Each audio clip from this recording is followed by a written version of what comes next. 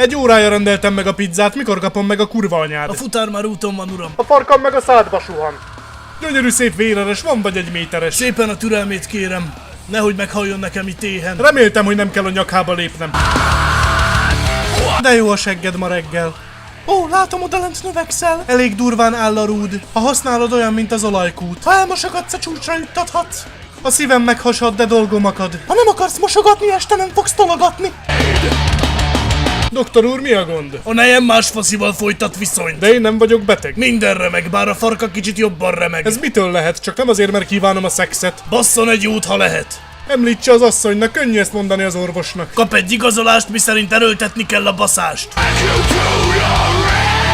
Ma baszom a nőt, mint postás a bélyegzőt. Előkapom a vesszőt, ezúttal nem a zsebkendőt.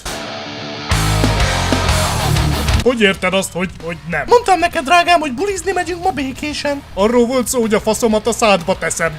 Te nem beszéltél erről velem? Hát most egyedül kell kivernem. Ne menj el, igazolásom van, bassza meg. Dugnom kell, lásd, ahogy a farkam kilövelne. Mit csinálnátok, ha Freddy veletek akarna szexelni? Első dolgom lenne perelni.